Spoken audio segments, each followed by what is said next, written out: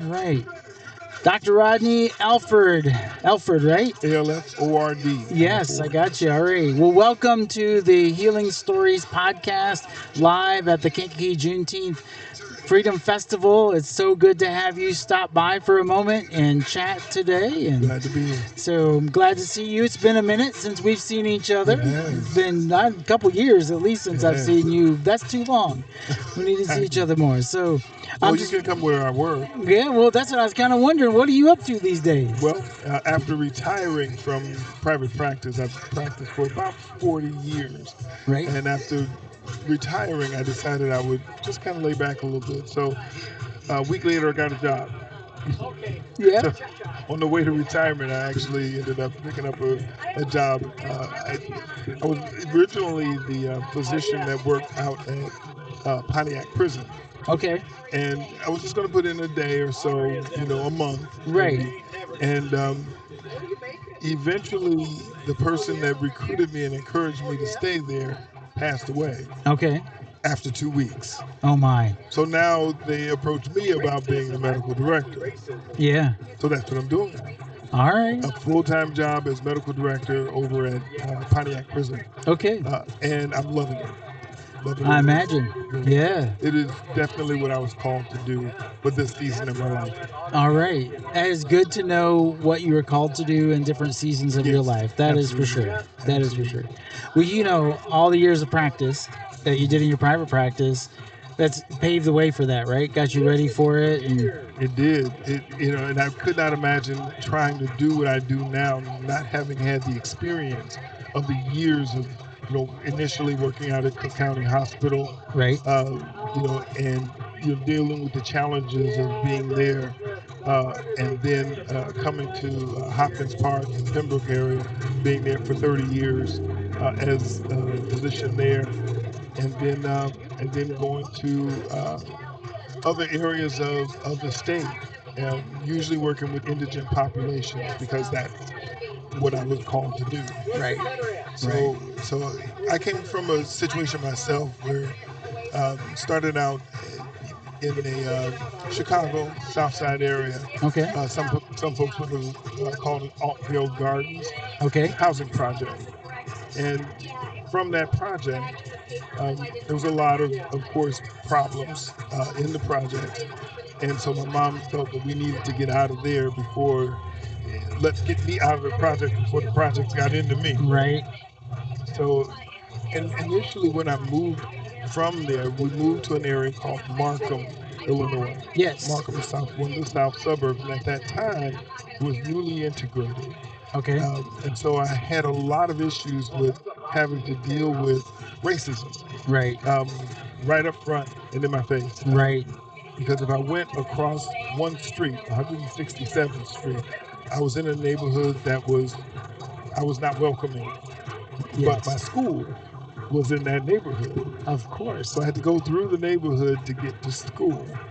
And so there were times where my life was threatened. Yeah. Just going to school, just going to the store. There were no stores in our area, so we had to go across that way in order to even go to the neighborhood store. Right. So I had to deal with racism at a very early age. I saw it in the projects, but I didn't know what it was because all I saw were folks that looked like me. Right. But when I got to the other area, Markham, Hazel Crest was the other town right next to it, and that was populated by folks that didn't look like me. And that was where my school was. So whenever I crossed that area, I saw racism up front and personal. And because of that, I felt that, and my mom was one to always push us to strive and to do the best we can do or whatever we decided to do. And so she encouraged me. She was a single parent, but she encouraged me to be the best that I could be. I knew that I wanted to come back and give to my community. That was exactly what I had planned to do. And so I decided to, try to race through school as quickly as possible. So high school I did in 3 years. College, I finished a double major and a minor in 4 years. And then medical school, instead of the 4-year program, I actually enrolled into an accelerated 3-year program. I wanted to do both internal medicine and pediatrics, would have taken another 6 years after medical school. I developed a program where I'd actually be able to complete it in 4 years. Okay. So I finished both residencies in 4 years as opposed to 6. So all of that was so that I can get to doing the work that felt I was called to do. Right. In the communities that I felt I was called to do it. And that's how I made it to Hopkins Park. Um, and in Hopkins Park, it was racism at its worst. The people in Hopkins Park were at the time, of course, that was 40 years ago, and even now are subjected to severe racist issues. But I felt like I needed to be there to serve the people that I felt that I was going to serve. Right. So I enjoyed my practice in Hopkins Park. I enjoyed it immensely. I got to be a part of the families there. I went to the graduations. I went to funerals. I was a part of the family. Yes. And so it was a wonderful thing for me to be able to practice in an area like that. And then after that, I ended up finding myself in another community in a community that didn't look like me, in Waxika. Okay. After being in Kankakee for 30 years, now I had to move to Waxika. There was nobody around that looked like me. And those were all my patients that didn't look like me. Yes. But I felt that through the years of taking care of patients in Hopkins Park and also taking care of patients in Kankakee, Bourbonnais, Moments, I had a variety of patients that I could take care of. So I was able to really learn how to communicate with all communities. Yes. And so that helped me. Uh, and it helped me because I worked in a lot of the indigent communities in both Moments and Hopkins Park, as well as Kankakee, but also dealt with the populations the regular folks, the folks that were middle class, upper middle class, all of that. So I had a variety of patients. So I learned how to deal with every kind of patient. So then now making the transition as I retired to working in a prison where it's a very indigent population. That population of people aren't um, respected, loved, or anything. Right. They're not treated as human in many cases. And so that's why I knew I needed to be there. And I know that I need to be there at this time in my life. So racism has caused me to find my niche in each of the stages of my life. Um, and so right now, majority of my patients some major issues in their lives. Most of them have been fatherless, and I believe that that's a lot of the issue that many of them are dealing with. They either don't have fathers or don't have fathers in their lives. So for me, I'm a father figure to a lot of those young men that are there, and they respect me as that. Right. And so, again, I've found my niche. That's really awesome. So you're bringing to them that parental role because you value them, right? Exactly. Right. Their life is as valuable to you as anybody else's life. Absolutely. And that's a difference in the system that they're in. Absolutely. And the system that we have in general, our larger system that I remember Michelle Alexandra wrote a book about the new Jim Crow and talked about the mass incarceration in the United States. And so of black men in particular, but black people in particular, black and brown folks. And so when you say the population looks like you at the prison, that's a result of that systemic thing that we've seen happen after Jim Crow, after civil rights, with crime bills and drug bills and different poverty wars and everything. that had policing and window policing and all the different kinds of things that put a lot of folks in jail and removed some of those fathers. That's right. From neighborhoods. So absolutely. You're working with a population who's been directly impacted by all of those decisions along the way. Yes. And it's impacted not only their freedom. Yes. Because they don't have it. Right.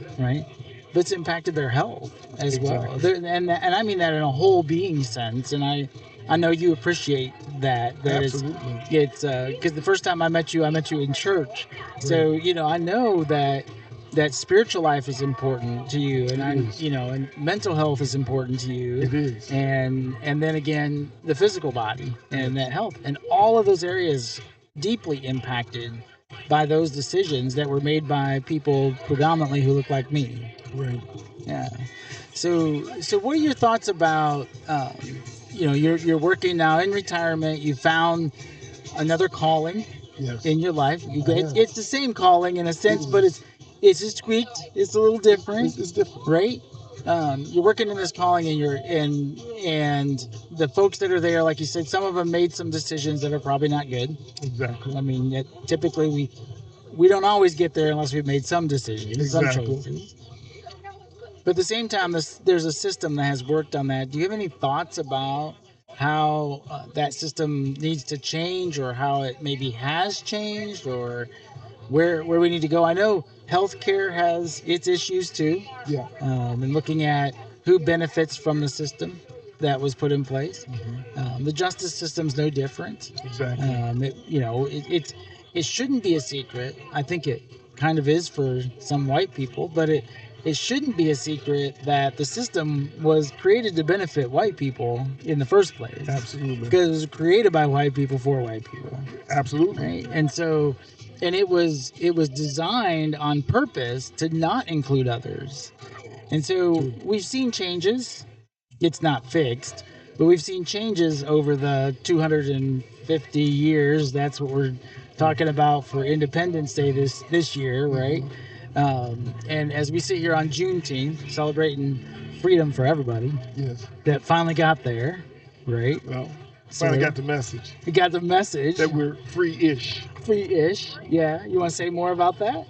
Well, freedom is something that that it's a term that it's hard to say that you are totally free when you still have difficulties, when things are still different for you as it is for me. Is that truly free? And that's the question. We do have some freedoms that we didn't have.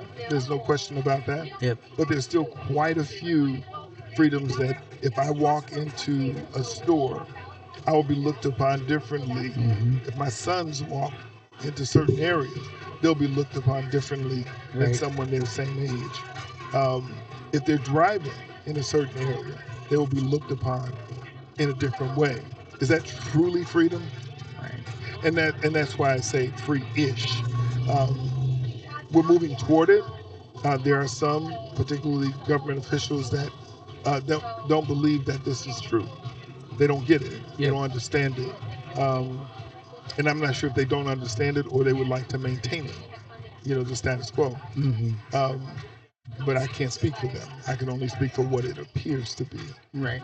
So for me, we're free-ish. Free-ish. If we were free, then there would be an equal number of people that look like me as there are people that look like you in my prison. That's right. And so that would show the balance.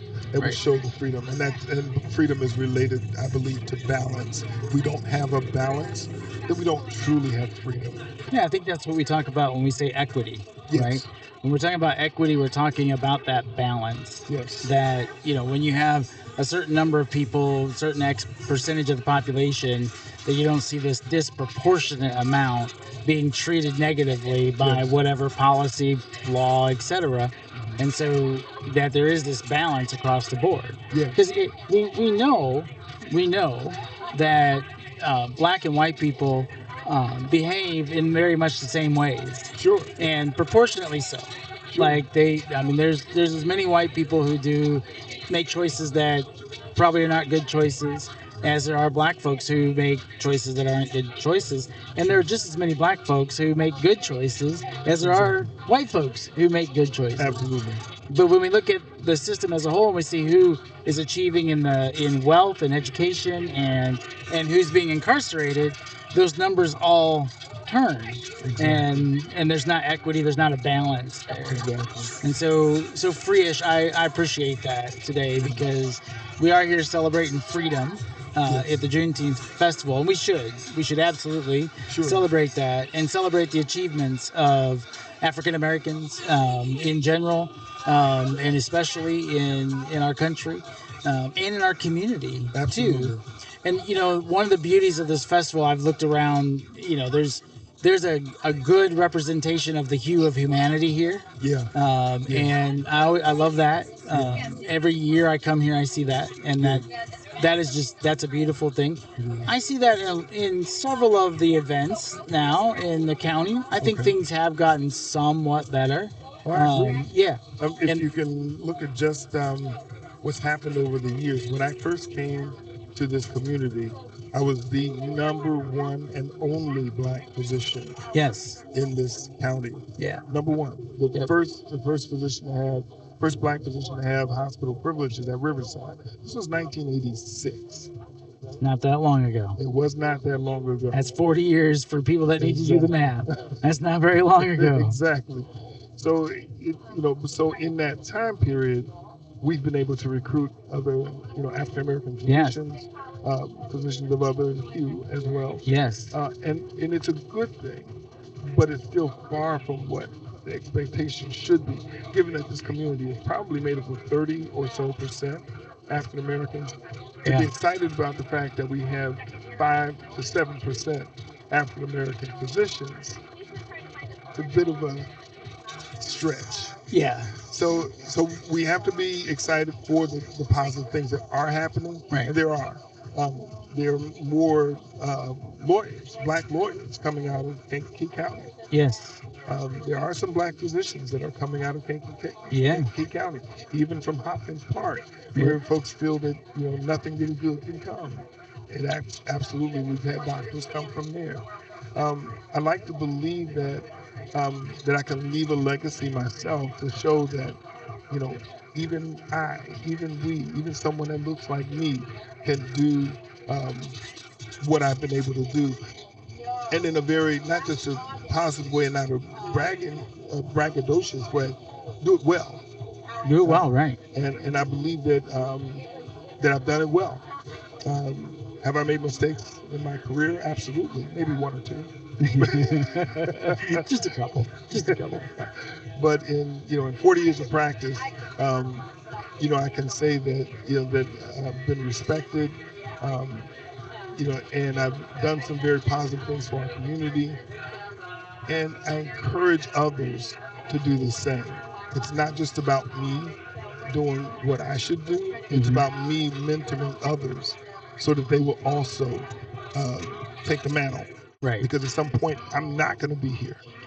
That's true for all of us, right? Exactly. Right. So what do we leave? Exactly. What legacy do we leave? And not only the legacy, what they remember us by, perhaps, but the impact on future lives. Absolutely. And the future legacies of folks. And that's what I hear you saying. There are doctors, physicians coming out of Hopkins Park. Yes. And that's a great thing. We shouldn't be surprised by that. No, there shouldn't be any surprise by that. And so to hear that is happening, that's amazing. I know they've got some great things going on in the school system now. That every time that advance is made, that's going to advance more people up those ladders, up into positions of like physicians and so forth, who then get to help and make impact in our community. And I'm glad you mentioned it about our community. The unfortunate thing is that a lot of our talent leaves our community. It still does, yeah. Yeah, and that frustrates me. Yeah. If we could keep all of that talent pinned up in our little community, the community would be so much better. But many of our students and children, young adults, see other opportunities outside of where they've grown up. Right. And unfortunately, we don't do enough to retain them in our communities, and that's something that I believe we should be really pushing to do more of, is finding ways we can retain that talent in our communities. I have 4 children, all 3 of which went into medical fields, Okay. and one into business. Mm-hmm. None of them wanted to stick around in Kankakee County, and the reason was they felt that it was just so difficult to move away from the mentality that that causes people to be stagnated. Right. And so they felt that they would be able to expand themselves more in communities that were bigger cities. Yep. All of them moved to big cities. One in San Diego, one in Chicago, another in Philadelphia. One decided to stay in the country because his wife pretty much wanted to stay in the country. But he actually worked in Champaign, right? City. Yeah. So I think that as much as I wanted to encourage them to stick around, the community didn't do anything to retain them. Right. And that's what I think we need to be about, is finding ways that we can retain that talent to build up this community particularly, as well as other communities. I don't only touch Kankakee County. No. You've been in Iroquois County, and yes. Is Pontiac and Livingston, or Livingston County? Yeah. So yeah. So I think that we can, and I've been in even south of here. Mm-hmm. I just believe that we need to make sure that we encourage our children to branch out, but also encourage them to come back. Yeah, we have to give them the opportunities. We do. If the opportunities aren't there, then we can't expect it, right? Exactly. So, and if our hiring percentage in the medical field is still lower than it needs to be, not equitable, doesn't have that balance, we're not going to keep that down. It's not going to happen. Right.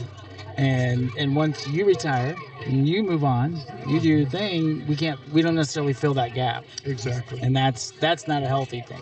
No, it's not. I think that balance is what brings us community health. And the growth center that we're trying to develop in Bourbonnais is all about cultivating peace. Okay. And we do that through collaborative relationships. That's our tagline. Okay. That's what we say. And what we believe in that is that when we're truly working together for everybody, that we will cultivate peace in our communities. Absolutely. And so, if there's job opportunities, if there's good infrastructure, if there's equitable hiring in the practices and the way that people are treated, even if it's getting home loans or whatever it is, if there's equity in that, then we'll find peace in our community. I agree. It's really not hard. It just has to be done. And it has to be an intentional kind of work. It does. And the work has to be done not only by people of color, black folks, brown folks, people of different ethnicities, people that come from different religious lives, that are considered minorities. It's not just the work of folks who have been impacted by it. It's the work of people who look like me. Exactly. Too. It's on us to learn and understand the history, understand the patterns, why we got to where we are, how we got to where we are, how people get to where they are. Yeah. Right? And then be able to celebrate, let's get to full freedom. That's right. By eliminating those barriers and those kinds of things. Well, I really appreciate your time. Well, thank you. I appreciate you stopping by, sharing some of your story and how you've got to where you are in life. And it's got to be an absolutely fulfilling place to be right now, to be able to work with the folks at Pontiac the way that you are. I can't imagine. I know that's got to be, and just so grateful for that work. Also, the work that you've done in the past and still do around the community here in Kankakee County and Iroquois County and all those places. I know those are all in your heart. They are. Always will be. Never going to change. I know that. So appreciate that, and appreciate again you stopping by and sharing with us. Thank you. Thank you. Good to see you. You too.